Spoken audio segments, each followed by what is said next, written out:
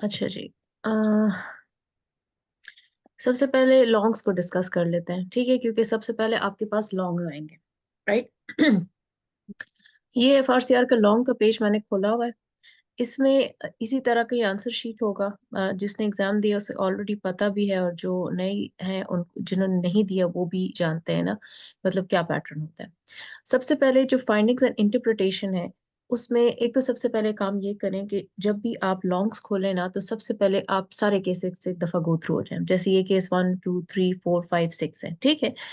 तो उन सारे केसेस से जब आप गो थ्रू हो जाए, तो फिर आप देख ले सबसे पहले इजी कौन सा केस है, या इजी या वो केस जिसमें सबसे कम इमेजिंग मोडालिटीज है। फॉर एग्जांपल एक्सरे चेस्ट हो, बेशक वो आपको ना आता, ठीक है, लाइक आप उसकी डायग्नोसिस ना पता हो, कुछ भी ना पता हो, लेकिन वो इजी हो। इजी मतलब ये कि एक मोडालिटी हो, ठीक है। उसको पहले उठाएं, उसको पहले खोलें और उसकी फाइंडिंग्स लिखें, ठीक है। हर एक केस को आपने 10 मिनट से ज्यादा टाइम नहीं देना, ठीक है। You have to make sure कि आप 10 मैक्सिमम 12 मिनट्स, इससे ज्यादा आप किसी केस को टाइम ना दें। स्पेशली जो छोटा केस हो, आप कोशिश करें उसको आप जल्दी रैप करें, ठीक है। तो एक तो काम ये करना है। दूसरा काम आपने ये करना है कि जब आपका सारे वो केसेस हो जाए, ठीक है, 10 मिनट्स में, तो अब जैसे फॉर एग्जांपल एक केस आपका ये हो गया, अब इसमें सीटी भी है, फिर अल्ट्रासाउंड भी है, ठीक है। उसके बाद आपके पास ये सारी चीजें आ जाती हैं, ठीक है। तो अगर आपके पास इस तरह का इस तरह की आपके पास आ रही है, तो इस तरह की पूरी पूरी सेंटेंसेस लिखने की जरूरत नहीं है। इसमें आप लिखें सीटी हम्म। एब्डोमेन। कोई बात कर रहा है? 1 सेकेंड, मैं देख लूं।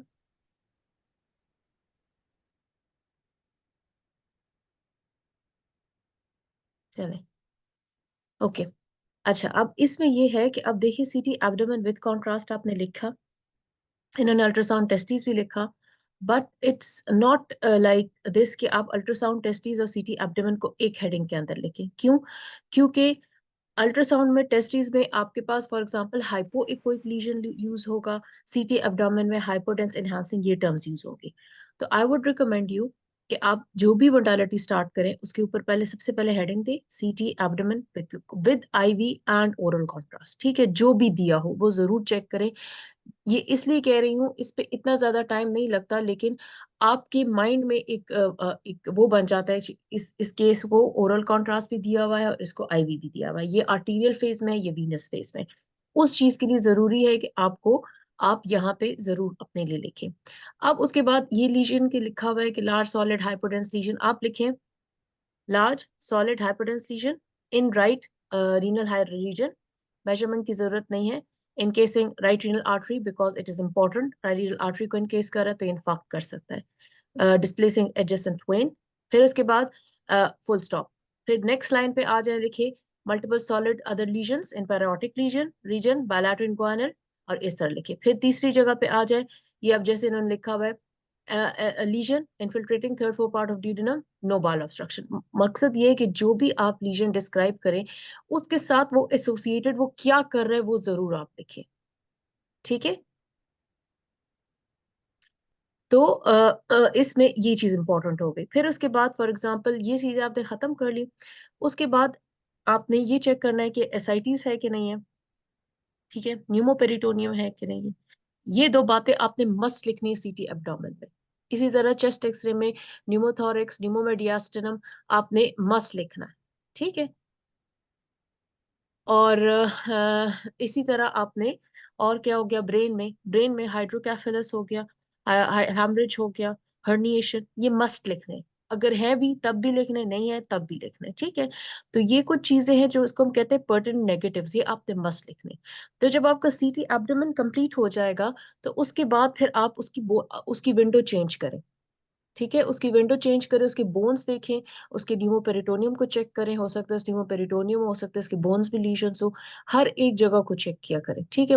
विंडोज जरूर चेंज करके देखें कि भाई उसमें क्या चल रहा है। अब उसके बाद जैसे यहाँ पे ये चीज खत्म होगी, उसके बाद इसने अल्ट्रासाउंड पे लिखा कि भाई अल्ट्रासाउंड में अल्ट्रासाउंड टेस्टिस, फिर रिवील मिवील पे बहुत करें इनलार्ज टेस्टिस विद मल्टीपल लीशंस, इस तरह भी लिखे, दैट इज एनफ।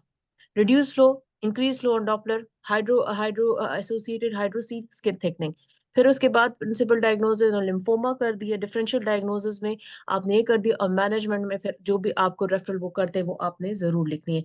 जो भी अगर फॉर एग्जांपल कोई ऐसा केस है जिसमें आपको अर्जेंट फाइंडिंग्स मिल गई है, तो उसको आपने कैपिटल और बोल्ड लेटर्स में लिखना है कि I would urgently pick the phone and call the referring physician and inform him about the findings. ये लाइन जरूर कैपिटल और में लिखनी है पूरी की पूरी, ठीक है।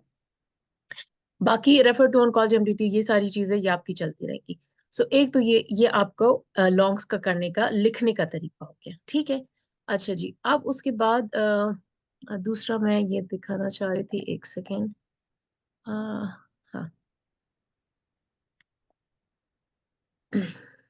अब जैसे ये केस है, ठीक है, ये केस है लॉन्ग्स का, ये तो एमएस का केस है। अब इसमें आपके पास देखिए तीन वो दिए हुए हैं। तो जब आप इसको डिस्क्राइब करना शुरू करें, फॉर एग्जांपल अब ये जब एमआरआई दिया हुआ है और ये आपको पता है कि एमआरआई ब्रेन है, तो आप सिंपल इसमें लिख सकते हैं MRI, multi sequential MRI brain with and without contrast, वो आप देख लें, ठीक है। उसमें आप ये मत लें कि ये T1 है, ये T2 है, और ये है, ये इस तरह, इसको इतना ज्यादा डिटेल में हेडिंग्स में लिखने की जरूरत नहीं है। फिर आपने ये वाला खोला, आप लिखे multiple white matter hyperintense FLAIR lesions, बस ये इतनी लाइन इनफ होगी, ठीक है। इससे ज्यादा इसमें लिखने की जरूरत नहीं है। फिर अगर ये जो पर्टिकुलर डॉसन फिंगर्स की बात है, इसको मेंशन करना है, मतलब जो आपको लगता है इंपॉर्टेंट बात है वो आप मेंशन करें। उसके बाद अब जैसे ये है, ये पोस्ट कंट्रास्ट इमेज है, इसमें देख लें कोई फिलिंग डिफेक्ट तो नहीं है, ठीक है। यहाँ पर एक सिग्नल वॉइड आ रहा है, फिलिंग डिफेक्ट हो सकता है, कुछ और चीज हमारे पास हो सकती है, उसको मेंशन कर दिया। फिर हाइड्रोकेफेलस के बारे में मेंशन किया, हर्निएशन के बारे में, हैमरेज के बारे में, ऑर्बिट्स को जरूर चेक किया करें ब्रेन में, और ये पिट्यूटरी सैलक और इस जगह को। दूसरी बात ये कि ये जो हमारी चीज होती है ना, ये जो आपका साइड पे होता है, इसको यहाँ से लेके नीचे से लेके ऊपर तक जरूर लेके आना है। हम बाजों का तीसरा होता है कि हम पे बहुत जल्दी होती है, हम यहाँ तक आ जाते हैं और फाइंडिंग इधर होगी, ठीक है। हो सकता है यहाँ पे जब बल्ब में कोई लीजन आप दे देखें, यहाँ पे इधर इस सिग्नल वॉइड, इसका कोई भी जो भी प्रॉब्लम है वो इफेक्ट आ रहा है, तो वो हम अगर यहाँ पे हम नहीं जाएंगे तो हमें ये चीज हमसे मिस हो जाएगी, ठीक है। तो the take home message is that you have to scroll from top to bottom, and तक पूरा स्क्रॉल करें, उसके बाद लिखना स्टार्ट करें, ठीक है। लिखने में इतना टाइम नहीं लगता, लेकिन इंपॉर्टेंट ये है कि आप मिस ना करें कोई findings. And you have to keep your pace fast, क्योंकि लॉन्ग्स में बहुत लंबे लंबे केसेस आ जाते हैं एट टाइम्स। अब जैसे ये तो सिर्फ एमआर दिया आपको, उसमें फिर आपको ये एमआर भी दिया होगा, सीटी भी दी होगी, एनजीओ भी देगी, और वो आपने हर एक सेपरेट सेपरेट लिखने होता है। तो बेटर ये है कि आप उसमें बुलेट पॉइंट्स यूज करें, और जो पर्टिनेंट नेगेटिव्स है वो जरूर लिखें, ठीक है। फिर इसमें भी जो भी नेक्स्ट इन्वेस्टिगेशन, नेक्स्ट मैनेजमेंट है, वो हमारे पास आ जाएगा, ठीक हो गया। अच्छा जी, ये हो गए लॉन्ग्स के बारे में। सो टेक होम मैसेज ये है कि लॉन्ग्स के बारे में आपने ये करना है कि आपने एक तो टाइम डिवाइड कर ले अपने लिए। सबसे पहले लॉन्ग्स आएंगे, 75 मिनट्स होते हैं आपके पास। आपने 60 मिनट्स अपना टारगेट रखना है कि मैंने 60 मिनट्स में जो है अपना सारा स्कैन पूरा खत्म कर, सारे स्कैन खत्म करने। उसमें सबसे पहले 5 मिनट आप दें, सारे स्कैन को एक नजर देख लें कि वो उसमें मतलब जो इजी हो, या फिर आपको लगे कि जो आपको आता है, आपको पिक कर लिया आपने, उसको करें, या एक इमेजिंग मोडालिटी उसको पहले कर लें, वो कर लिया। उसके बाद हर एक को 10 मैक्सिमम 12 मिनट्स, इससे ज्यादा टाइम नहीं देना। फिर जब सारे केसेस आप खत्म कर ले, definitely go through all the cases again quickly, ठीक है। बाज औकात होते हैं इंसान जल्दी में फाइंडिंग्स मिस कर लेता है, राइट एंड लेफ्ट मिस कर लेता है, और साइट की एबनॉर्मेलिटी करते हैं, उस पर हमारे मार्क्स कटते हैं। तो ये चीजें जरूर उसको दोबारा चेक करें कि हम साइट और साइट को चेक कर सही लिख रहे हैं। तो ये आखिरी जो 10 मिनट होते हैं वो आप उसी में ही कर सकते हैं। So don't give more than 10 minutes to any long case. अगर आपको लग रहा है कि वो ज्यादा टाइम ले रहा है, रैप इट अप, बस जल्दी जल्दी उसको खत्म करें, क्योंकि लॉन्ग केस में आप कितने मार्क्स, मैक्सिमम आप 8 मार्क्स ले लेंगे, इससे ज्यादा मार्क्स नहीं ले सकते। और बहुत भी अच्छा स्कोर जो हम कर सकते हैं, हम 7 ले लेंगे, ठीक है। 6 पासिंग होता है। अगर आपने उसके सारे कंपोनेंट्स अटेम्प्ट किए, पर्टिनेंट नेगेटिव्स लिखे, फॉर एग्जांपल एक लीजन है, लीजन जो है वो क्या ऑब्स्ट्रक्शन कर रहा है, वो वेसल्स को इनकेस कर रहा है, वेसल्स को इनक्लोज कर रहा है, कोई थ्रोम्बस है, या फिर कोई और उसके साथ मल्टीपल फोकल लीजन्स हैं, ठीक है, न्यूमोपेरिटोनियम है, या फिर न्यूमोथोरिक्स है, या फिर फ्रैक्चर है, या फिर बोन्स में चेंजेस है। जब ये सारी चीजें आप लिखेंगे तो उसमें आपको फिर आपसे कोई फाइंडिंग्स और ये चीजें मिस नहीं होती, सारा ऑलमोस्ट आप कवर अप कर लेते हैं। और इवन अगर आप डायग्नोसिस पे नहीं भी पहुंचते हैं, तो उस वक्त जो आपके जहन में आता है just right it down in diagnosis. जरूरी नहीं है कि वो आपने बिल्कुल 10 to 10 on 10 लिखा। हो सकता है आपकी डायग्नोसिस गलत हो, लेकिन अगर आपकी फाइंडिंग्स ठीक है, आपका मैनेजमेंट प्लान ठीक है, तो दिस इज फाइन। ठीक है, वो आपका केस फिर भी पास हो जाता है। ज्यादा से ज्यादा डायग्नोसिस का एक नंबर होगा, वो आपको नहीं मिलेगा। सो डायग्नोसिस की टेंशन में अपना केस मत खराब करें। So this is how you will going to manage longs. जब आपका लॉन्ग्स हो जाएगा, फिर आपके बाद आपके पास आएंगे रैपिड्स। ठीक है, 35 मिनट्स का टाइम है। तो उसमें मैंने जो आपको तरीका बताया था वो यही होगा कि सबसे पहले जो 18 मिनट्स हैं, उसमें आपने सारे के सारे एक दफा 30 एक्सरेज कर लेने। ठीक है, उसके बाद आपके पास अगर आप मैक्सिमम 18 से 20 मिनट्स आप कर लें, तो you still have almost 15 minutes. ठीक है, तो उस 15 मिनट्स में आपने ये करना है कि हर 5 मिनट में आपने 10 एक्सरेज करने हैं। ठीक है, फिर उसके बाद बाकी जो 5 मिनट है, बाकी जो आप जो 10 मिनट्स आपके इस तरह आते हैं कि आप 10 मिनट्स में, जो टोटल आपके पास एंड में 15 मिनट्स रहते हैं, उसमें 10 मिनट्स में एटलीस्ट आप दोबारा एक दफा फिर गो थ्रू हो जाए। उसमें आप चेक करें कि आपके राइट साइड लेफ्ट साइड आपने ठीक लिखी है। ठीक है, आपने फीमर को ह्यूमरस तो नहीं बनाया, ये चेक करें।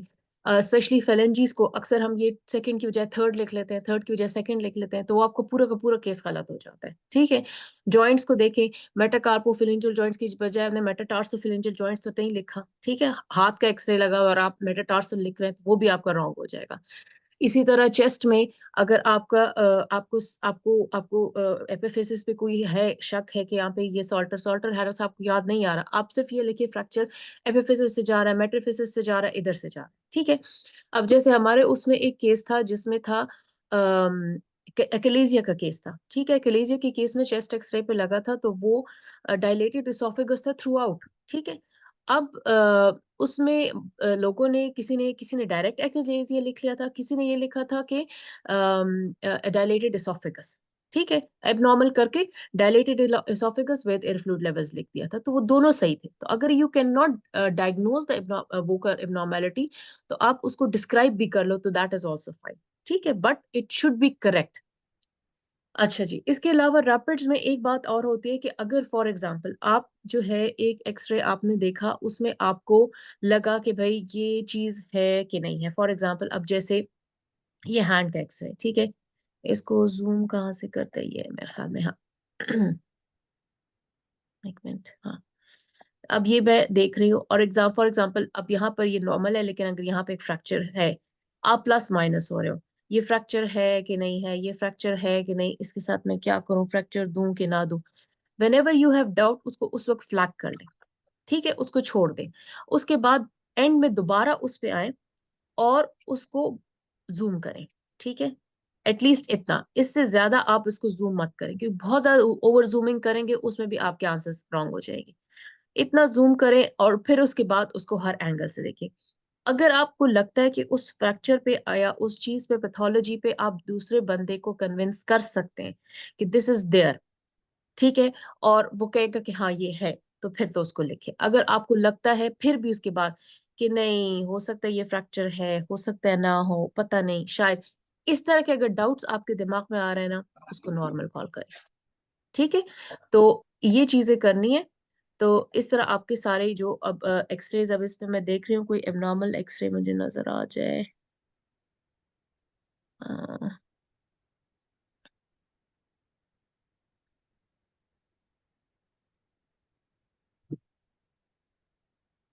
तो मुझे एबनॉर्मेलिटी नहीं मिल रही, या पता नहीं इसमें है नहीं एबनॉर्मेलिटी।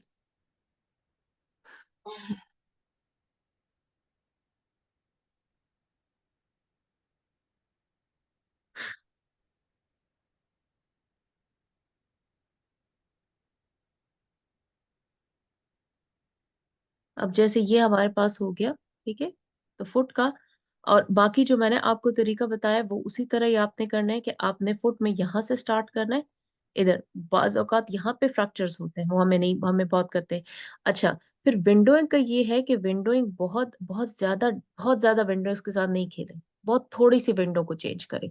ठीक है, यूजुअली हमारे पास जो उन्होंने विंडो सेट करके दी होती है वो ठीक ठाक विंडो होती है, तो मैं आपको यही वो करूंगी कि बहुत ज्यादा विंडो के साथ आप लोग छेड़खानी ना करें। थोड़ा अपनी क्लैरिटी के लिए आप कर सकते हैं, लेकिन बहुत ज्यादा नहीं। अब जैसे जैसे जैसे मैं कर रही हूँ, ठीक है, कि मुझे ये जगह नजर आ जाए क्लियर, उसके मुताबिक, इससे ज्यादा नहीं। ठीक है, बाज औकात होते हैं यहाँ पे आपका एक्सपोजर कम होता है, इधर ज्यादा होता है, यू कैन चेंज अकॉर्डिंगली कि आपको चीज नजर आ जाए। बट ओवर एक्सपोजर और ओवर जो स्केलिंग होती है उससे भी प्रॉब्लम होती है। और अगर आपको लगता है कि आपने 12-13 एक्सरेज एबनॉर्मल मार्क कर लिए, तो this means you are going fine. ठीक है, तो ये चीजें ध्यान में रखें। 12-13 होते हैं, कभी कभी 15 भी हो जाते हैं। ठीक है, तो अगर आपने 15 एबनॉर्मल मार्क कर लिए हैं, तो इसका मतलब ये कि आप ठीक जा रहे हो। यूजुअली इसी तरह हाफ टू हाफ या थ्री सा थोड़ा सा इस तरह का रेशियो होता है। It's not accurate all the time, but it is like that. ठीक हो गया। तो ये चीज हो गई। और वाइवा में इंपॉर्टेंट बात ये हो गई कि सबसे पहले वाइवा में तो अपने आप को बहुत ज्यादा आपने रिलैक्स रखना है। ठीक है, रिलैक्स ये कि उस दिन एक दिन शाम शाम से, अब फॉर एग्जाम्पल कल आपका वाइवा है, तो आपने आज शाम से नहीं पढ़ना, आज दोपहर के 3-4 बजे के बाद से आपने नहीं पढ़ना। ठीक, एक तो आपने रिलैक्स अपने आप को बहुत जरूरी करना है। दूसरा, जब आप वहां पर जाएंगे, ठीक है, थोड़ा सा आप अपने आप को काम डाउन करें। आप ये सोच के उनके साथ डील करें कि इन एग्जामिनर्स को कुछ नहीं आता, इस बंदे को कुछ नहीं पता, सब कुछ मुझे पता है और मैंने इसको समझाना है। ठीक है। दूसरा, एग्जामिनर जो आपको टिप दे रहा हो, जो भी आपको हिंट दे रहा हो, उसको जरूर पिक करें, उस पर गौर करें, क्योंकि examiner they do not waste their words. अगर आपको एबनॉर्मेलिटी नहीं मिल रही, चेकलिस्ट पे चले जाएं। ठीक है, चेकलिस्ट पे जो भी उस जगह की चेकलिस्ट होती है उसको रिकवर करना शुरू कर दें, आपको ऑटोमेटिकली एबनॉर्मेलिटी भी मिल जाएगी। फिर भी नहीं मिलती तो हो सकता है एग्जामिनर आपको गाइड कर ले कि आप इसकी तरफ देख लें, उसकी तरफ देख लें, तो फिर वो हो जाएगा। इमरजेंसीज को try not to miss them. Emergencies is fatal, उसको आपने मिस किया तो वो आप पास नहीं हो सकते। इसलिए हर एक एक्सरे में और हर एक सीटी चेस्ट और एब्डोमेन में न्यूमोथोरिक्स, न्यूमोमेडियास्टिनम, न्यूमोपेरिटोनियम, ये मस्ट होता है। ठीक है। इसी तरह फ्रैक्चर के लिए कभी भी एक व्यू पे कमेंट नहीं करना। अगर आपको कहे कोई लीजन है बोन में, और वो आपको कहे कि ये लीजन है हमारे पास, तो आप उसे कहे I need orthogonal view to confirm if there is any fracture associated with.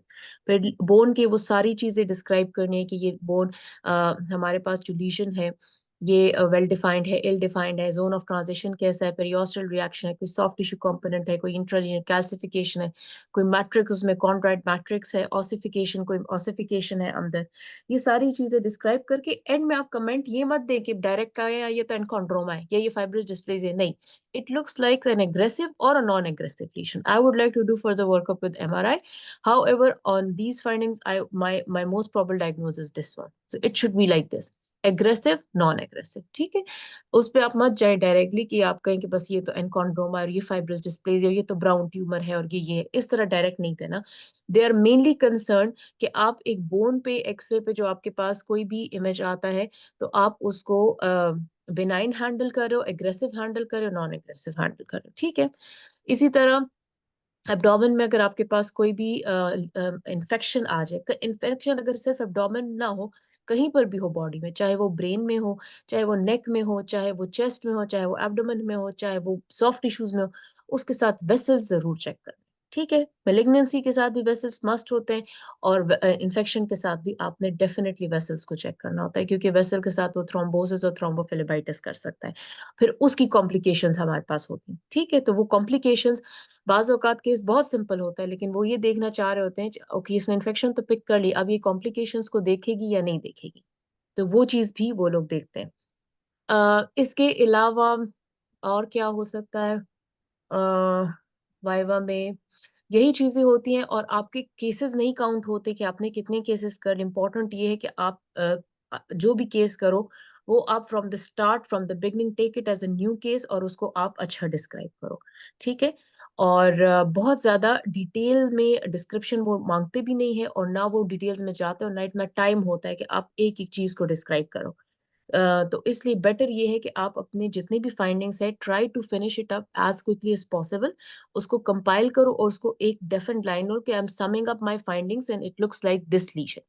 ठीक, ये बिनाइन है, ये एग्रेसिव है, और ये इस तरह। इसी तरह अगर आपके पास मैमोग्राम लग जाए, उसमें भी आपने ये बताना है कि भाई ये जो है सबसे पहले आपने बायराइड्स बताना है। लेकिन बाय राइट से पहले आपने उसको ये जरूर कहना है कि मैं इसकी ट्रिपल असेसमेंट कराऊंगी, ठीक है। ट्रिपल असेसमेंट मस्ट, ये वर्ड यूज करना है उसके लिए।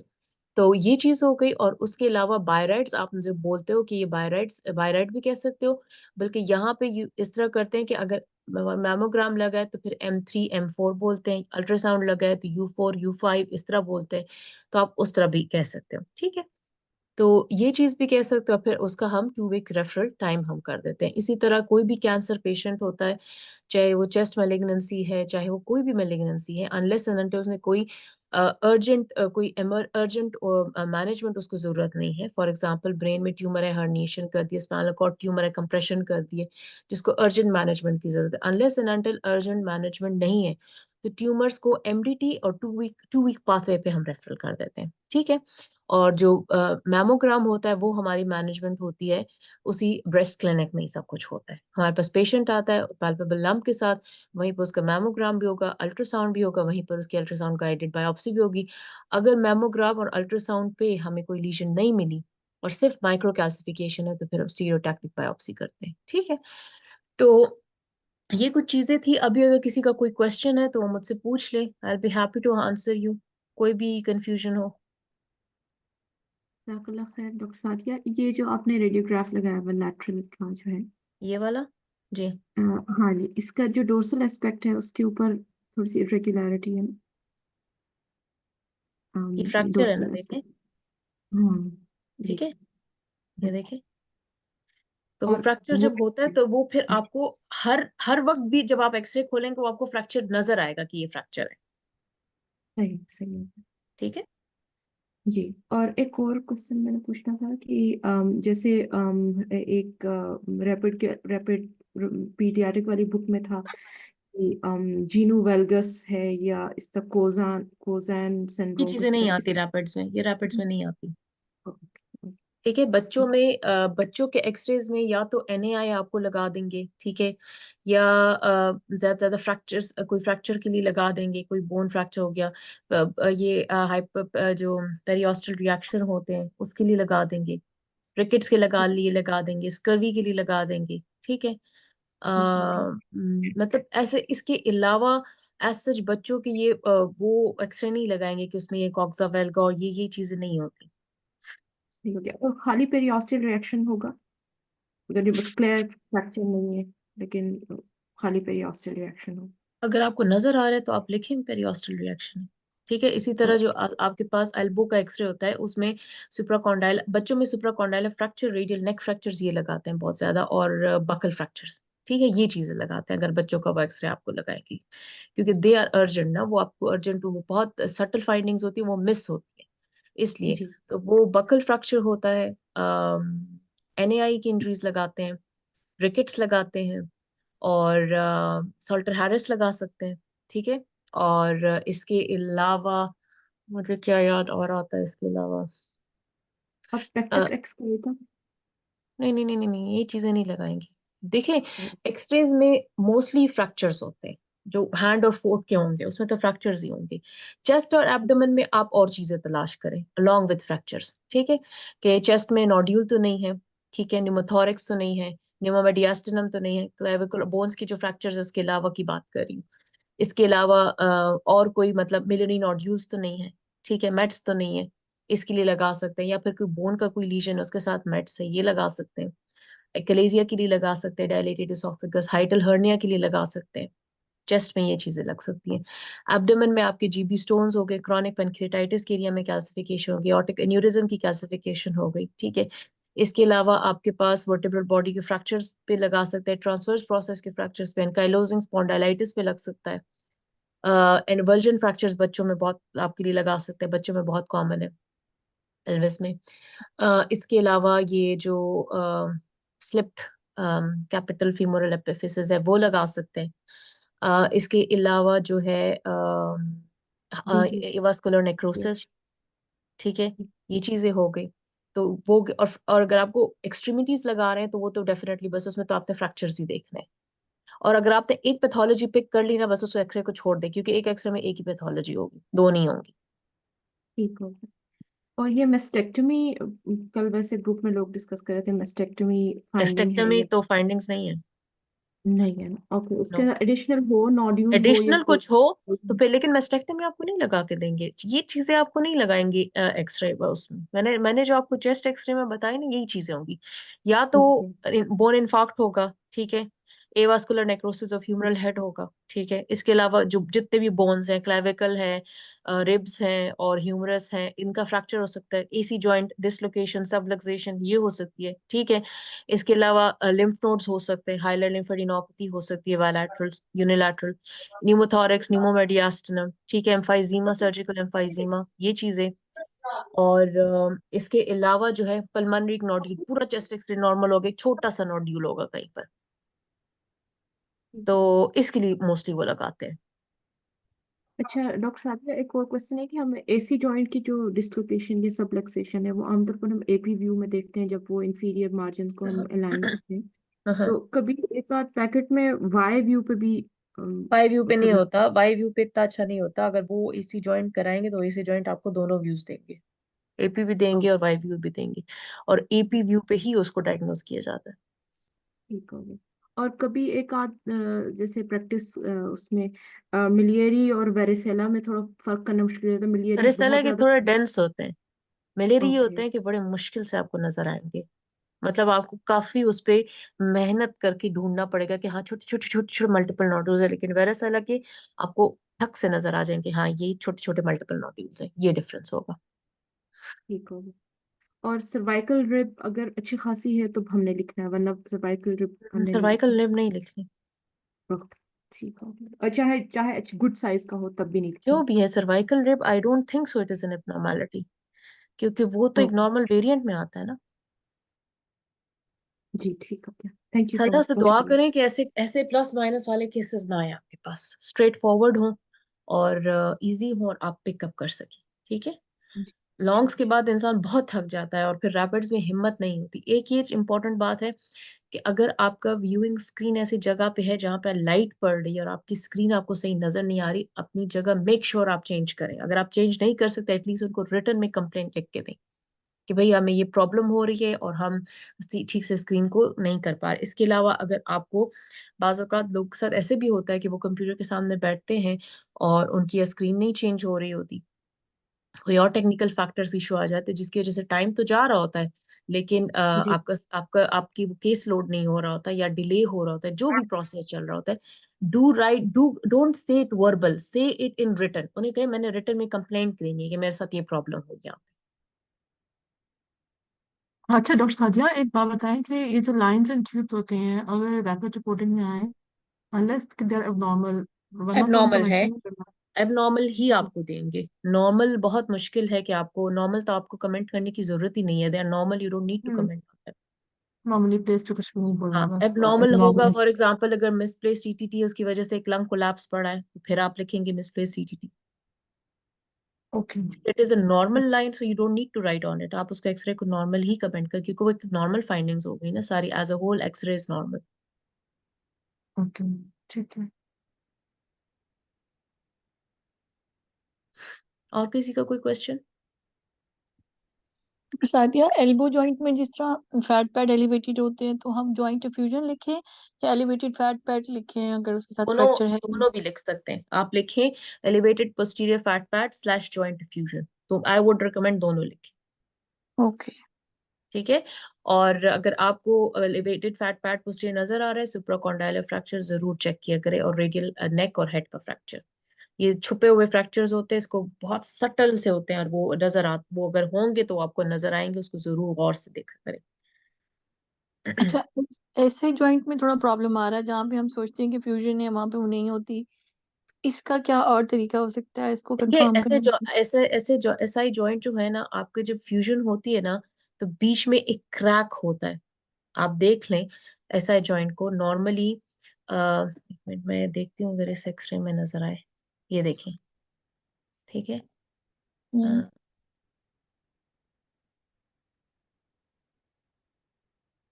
कैन यू सी, ये एक इरेगुलर लाइन है, ठीक है, और फिर ये एक इरेगुलर लाइन, नॉर्मली आपको ये इरेगुलर लाइन नजर आएगी।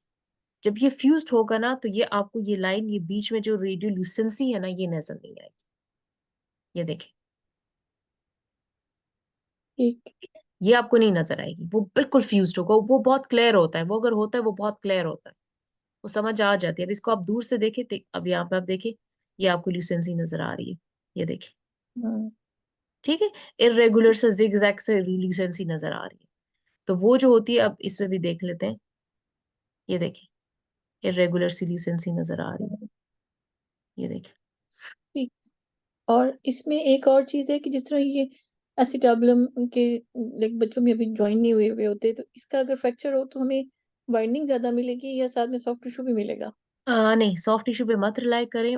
वाइडनिंग, अगर एसिटाबुलर का आपको फ्रैक्चर होगा ना, तो वो, अब ये जो है ना, ये वो एक इस तरह का सेपरेट एक वो पड़ा होगा अलग से, ठीक है, वो एक थोड़ा सा एवल्स फ्रेगमेंट या थोड़े से सेपरेट वो अलग से पड़ा होगा, वो इस तरह के वो फ्रैक्चर्स नहीं होते। अब ये जब और दूसरी बात है इंपॉर्टेंट चीज, हाँ, अगर आपको फिर भी कंफ्यूजन है, दूसरी साइड के साथ कंपेयर कर लें। फॉर एग्जांपल, अगर यहाँ पर आपको लग रहा है कि फ्रैक्चर है, तो इस साइड के साथ कंपेयर करें कि उधर भी वहां पे वैसी चीज आ रही है कि नहीं आ रही। क्योंकि अगर वो नॉर्मल ग्रोथ का प्रोसेस चल रहा है, एपिफिसिस एपोफाइसिस का प्रोसेस चल रहा है, तो वो बायलैटरल होगा ना। ठीक। ठीक है, दूसरी साइड से कंपेयर करें, if it's not there then think of it as abnormal. ठीक, डॉक्टर थैंक साहब, एक और क्वेश्चन था, ये सेक्रोआइलिटिस कभी किसी एक्सरे में थोड़ा सा नजर आ रहा होता है, तो मैंने देखा उसको प्रैक्टिस क्विज़ेस में तो प्रैक्टिस पैकेट्स में तो नॉर्मल थी। सेक्रोआइलाइटिस सेक्रोआइलाइटिस इटसेल्फ इज नॉट एन एब्नॉर्मैलिटी, वो तो होता है। सेक्रोआइलाइटिस ओके। देखिए, हम कहते हैं एबनॉर्मल, इट्स बेसिकली हम एमआर पे इसको कहते हैं। जो नॉर्मल आपके पास स्क्लेरोसिस आती है, तो एज रिलेटेड डीजेनरेटिव चेंजेस वो भी आ सकती है, you will not call it okay. Sacroiliitis. इसी तरह हम मेस्टॉइड में अक्सर कहते हैं, जब फ्लूइड होता है हम कहते हैं मेस्टॉइडाइटिस है, वो मेस्टॉइडाइटिस नहीं होता, that is mastoid fluid, you will not call it mastoiditis. ठीक है, ओके। एक ये चीज हो गई। दूसरी बात ये कि और मैंने क्या कहना था, प्लूरल इफ्यूजन वर्ड हम बड़ा यूज करते हैं, इफ्यूजन नहीं यूज करना चाहिए, should write pleural fluid, okay. Because it's a fluid, you don't know it's effusion है ये क्या चीज है। ओके, उसके तो ट्रांजिडेट और एक्सिडेट में फर्क होगा, तो तभी आपको पता चलता है ना। तो आप उसको प्लूरल फ्लूइड बोले, इसी तरह एसिटिक फ्लूइड आप बोले। Thank you. ठीक हो गया। जो इमरजेंसीज है इसमें न्यूमोथोरिक्स, न्यूमोमेडियास्टिनम, एम्फाइजीमा हो गया, ब्रेन में हेमरेज हो गई, हाइड्रोकेफलस हो गया, हर्निएशन हो गई, जिसमें आपने अर्जेंट रेफरल करना है। इसके अलावा स्पाइन में स्पाइनल कॉर्ड, कोई भी चीज स्पाइनल कॉर्ड को कंप्रेस कर रही है, चाहे वो एब्सिस है, चाहे वो स्पाइनल कॉर्ड ट्यूमर है, चाहे बाहर से कोई पैथोलॉजी आ रही है, मेट्स है, वर्टिब्रा है, या फिर ट्रॉमा है, वो अर्जेंट हो जाएगा। ठीक है, चेस्ट में हमारे पास वो सारी चीजें जो मैंने भी बताई, इसके अलावा चेस्ट में और क्या अर्जेंट होगा, फ्रैक्चर्स अगर हो गए तो वो भी आपके अर्जेंट रेफरल में आ जाएंगे। एब्डोमेन में आपके निमोपेरिटोनियम हो गया, ठीक है, कोई लीक हो रही है, बाइल लीक हो रही है, ठीक है। इसके अलावा अगर आपके पास एयर आपको नजर आ रही, थ्रोम्बोसिस है किसी भी वेसल की, वो भी अर्जेंट में आ जाएगा। स्मॉल बाउल ऑब्स्ट्रक्शन है, वो अर्जेंट में है। नेक्रोटाइजिंग टेरोकोलाइटिस है, वॉल्वुलस है, किसी भी टाइप का वॉल्वुलस है, वो अर्जेंट में आ जाता है। फ्रैक्चर्स आपके अर्जेंट में आ जाते हैं, ठीक है। इसके अलावा एओर्टिक से रिलेटेड जितने भी डायसेक्शन हो गया, न्यूरिज्म हो गया, वो अर्जेंट आपके पास आ गए, जो एक्यूट एओर्टिक सिंड्रोम हमारे पास हो गया। ट्रॉमा आपके पास अर्जेंट आ गया। और तभी सब मेरे जहन में और नहीं आ रहा, लेकिन जितना मुझे याद आ रहा है, तो ये आपके urgent and you have to pick the phone, ये पूरी line, pick I will pick the phone and call the referring physician and convey my findings urgently. ठीक हो गया। जी, ये आपने जो रेडियोग्राफ लगाया हुआ अभी इस रिस्ट का, इसके तो ऊपर, स्केफॉइड फ्रैक्चर है। अच्छा, स्केफॉइड फ्रैक्चर, और जो ये नहीं नहीं, स्केफॉइड फ्रैक्चर नहीं है, सॉरी, स्केफॉइड तो इधर पड़ा हुआ है। ट्राइकेट्रल, ये स्केफॉइड ट्राइको इधर है, ये ल्यूनेट है, ये ट्राइक्वेट्रल है, ये I don't know, I don't remember it's name. एक होता है पाइसिफॉर्म। पिसिफॉर्म, तो यहाँ पड़ा हुआ है ना। ट्राइक्वेट्रल फ्रैक्चर है ये, हाँ, ये ट्राइक्वेट्रल फ्रैक्चर है। ट्राइक्वेट्रल फ्रैक्चर यूजुअली इस व्यू में यहाँ पर नजर आता है, लेकिन इट्स, ये शायद दूसरा, आई डोंट नो, ये इसका नहीं है, किसी और का, लेकिन ये ट्राइक्वेट्रल फ्रैक्चर, स्केफॉइड बोन तो इसकी ये है। हाँ जी। ल्यूनेट का आपको लगा सकते हैं, ल्यूनेट पेरी ल्यूनेट डिसलोकेशन लगा सकते हैं एक्सरे की। ठीक है। हम्म। अच्छा, एपिसिस को जरूर चेक करें, सबसे पहले चेस्ट एक्सरे में एपिसिस को चेक करें न्यूमोथोरेक्स के लिए। छोटा सा न्यूमोथोरेक्स होता है कहीं पर भी, और वो चाहे वाइवा हो आपका। अब इसे देखें राइट साइड पे, ये देखें लंग की लाइन आपको नजर आएगी। तो जब तक आप उसको फोकस नहीं करेंगे ना, तो आपको दूर से फिर नजर नहीं आएगा। ठीक है, सो एपिसिस जरूर चेक किया करें फॉर न्यूमोथोरेक्स। एक एपिसिस, और सबसे पहली चीज यहाँ और यहाँ देखा करें कि एयर तो नहीं है। ठीक हो गया। जिसके रैपिड्स और लॉन्ग्स हो जाए प्लीज मुझे फिर बताइएगा कैसे हुए आपके। और वाइवा आपका जिस दिन हो तो भी मुझे आप प्लीज मैसेज कर दीजिएगा। ठीक है, कि आपका कल वाइवा है, परसों है। फिर जब वाइवा हो जाए लेट मी नो कि आपसे क्या पूछा, आपने क्या आंसर किया। I would happy to know जी कि आपके कि कोई भी कुछ हो, आपको आपको इशू हो रहा हो, तो मुझे आई नीड टू नो कि आपने कैसे उसको हैंडल किया। ठीक है, thank you so much doctor Sadia, thank you. चलें जी। Thank you. All the thank best, जिनका है वाइवा उनके लिए भी ऑल द बेस्ट। और जिनका नहीं भी है, तो आप, this is my commitment with you कि मैं इसी तरह की दोबारा एक क्लास और भी उनके साथ लूंगी। जिनका फिर है सितंबर में अटेम्प्ट है, तो लेकिन just I would request them कि वो मुझे रिमाइंडर जरूर दे दे कि there is a class left, और मैं एग्जाम से पहले वो लूंगी, ताकि उनको जो इम्पोर्टेंट पॉइंट्स एग्जाम से पहले ही मैं उनको बता सकूं। ठीक हो गया। चले जी, अल्लाह हाफिज, अल्लाह हाफिज। अल्लाह आपकी जो है इन आप, हम इंसान एज अ ह्यूमन बीइंग